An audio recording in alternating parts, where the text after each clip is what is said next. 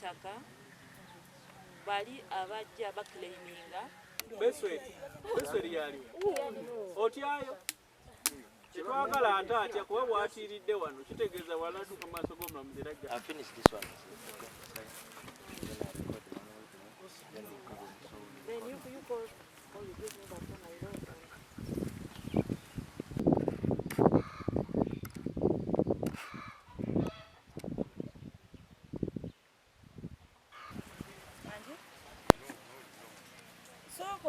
nkyali ku simu njagala reference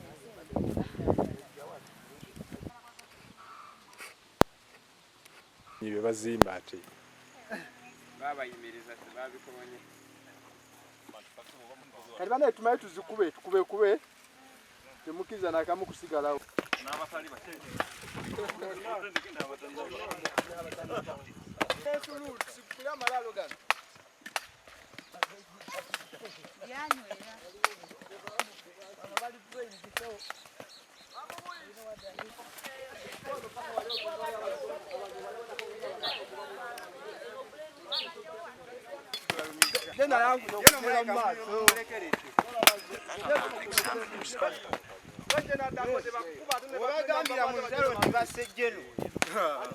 ajje wano asooka ajjeyo biri alo genda omuyite asooka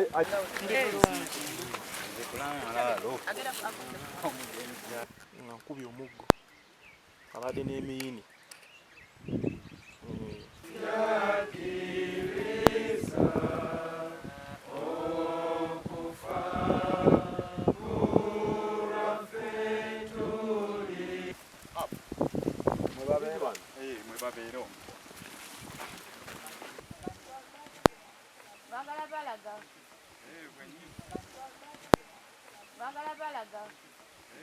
State dealer z'abasinga balina bakifeesi mwabeyita bakifeesi bwe bapangisa simaya muva wakiso muva ludda wanze ndagidde poliisi ebakwate simaya babawawalagi ne babawa omutwalo mujje mukozinge confusion ku ttaka ly'abantu tujja kubakwata tubasibe at least they look for them, work with the intelligence services, get them and make sure they are also taken to court. Of course, it was unfortunate that a bad incident happened yesterday where some members of the church were injured. We don't want to see a repeat of what happened yesterday. What we want is sanity and peace to prevail. They are going to be there patrolling to maintain law and order, and the rest of the issues we shall discuss with the IGP and the church. We shall continue our engagements. We shall continue our engagements as they are going to be doing a number of things.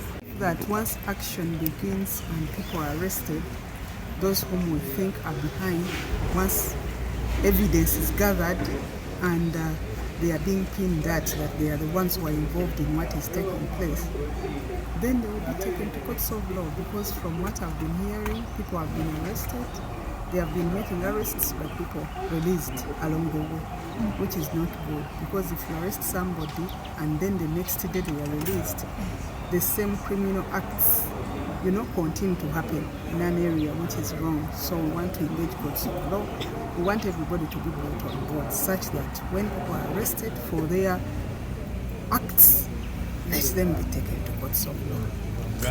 kiddwako kwe kulaba nti bakiringa security yaffe ng'ekkanisa private security egendewo abasirikale okutuyamba ekyamasomero okugalibwawo ag'ekisomero ag'Ennakanyonyi agali mu buzibu ekyo tusazeewo tegaggalwawo gasigale nga gagenda mu maaso naye obukuumi bweyongereko okuva ku poliisi Naggalama ne poliisi y'Omukalagi. Mu meeting eno bijja kutaasa embeera kuba at least tukakasiddwa obukuumi bugenda kutuweebwa, tukakasizza nti poliisi egenda kutubeera mu mbeera zonna n'okuviira ddala waggulu. IGP bagezaako okumunoonya okulaba nti at least aclearinga security, tuengaginga abasirikale abafa aba private nga kwe tugatta ne poliisi okulaba nti batuwa obukuumi ku ttaka lyaffe.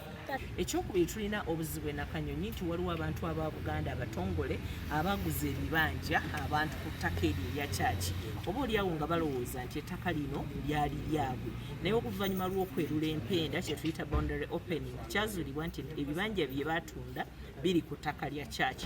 N'olwekyo Ssenkulu wa Buganda Land Board ne tumukubira omulanga ogutakungula aveeyo okubanga church eraze interest mu kwagala okuteesa naye ebbanga ddene ebawandiikidde ebbaluwa emirundi 3 no response. Tusaba baveeyo era nja kusaba Church of Uganda ewandiikibwa Oweekitiibwa Katikkiro wa Buganda baveeyo tutule mu nsonga zino tugonjoola obutakkaanya obuliwo wakati w'ettaka lya church ne Buganda Land Board ku bibanja ebyatunzibwako abatongole. Oboolyawo ekyo nakyo bwe kinabeera cleared gavumenti eneevaayo neekwatizaako either church oba Buganda Land Board ku kulaba butya Uganda Land Fund bwegenda okuvaayo eyamba abantu abagenda okuba nga basigadde mu bbanga.